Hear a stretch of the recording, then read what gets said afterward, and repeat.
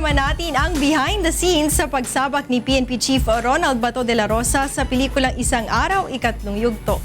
Sa ulat ni Brian Evangelista.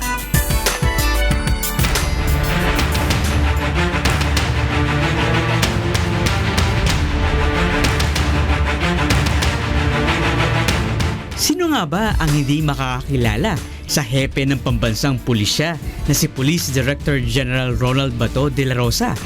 Isang simple at makamasang general na nirerespeto at kinikilala sa loob at labas ng bansa. Kaya naman hindi nito inakalang mapapasabak sa pelikulang Isang Araw, Ikatlong Yugto sa direksyon at panulat ni Kuya Daniel Razon. Kukuha na lang natin. Gusto kong ilabas na sa inyo kung ano yung ninyo ngayon, sentimiento ninyo ngayon. Parang ito yung nangyayari, merong bumabakbak sa atin, kailangan natin intensify yung natin, campaign natin, dahil ito yung sitwasyon ngayon.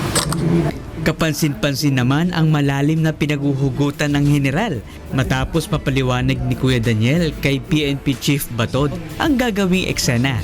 Actually, I was not acting. I was just doing what is I am doing. Yung daily routine ko, yung daily na ginagawa ko, parang ganun lang. So there was no really acting about it. I'm just being me and my normal self.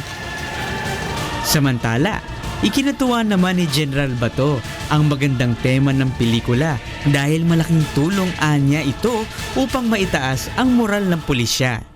Ang problema talaga natin yung public perception na matagal nang sinasabi na ang pulis ay kurakot, ang pulis ay masama, ang pulis ay kutong, ang pulis ay abusado. Gusto natin magbago yung pagtingin ng taong bayan sa kanilang kapulisan. Kasabay naman ang pagpapaunlak ni Chief PNP sa pagsama sa pelikula ay ang kanya ring pagpapasalamat kay Kuya Daniel Razon. Excited. Masaya.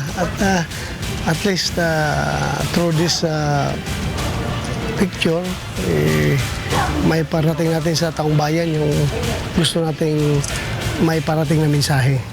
Pasalamat po ko kay Kuya Daniel. Malaking tsansa, malaking karangalan itong pagkakataon na binigay niyo sa amin.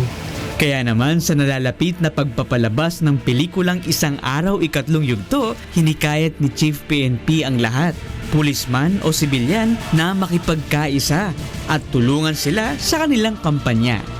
Kayo po'y mas lalong ma-enlighten at kayo po'y mas lalong gaganahan na sumuporta sa inyong kapulisan, sa inyong gobyerno, sa ating gobyerno. Pag kayo'y manonood sa itong palabas ito, marami po kayong matutunan at marami kayong madidiscover na hindi pa nyo nalalaman.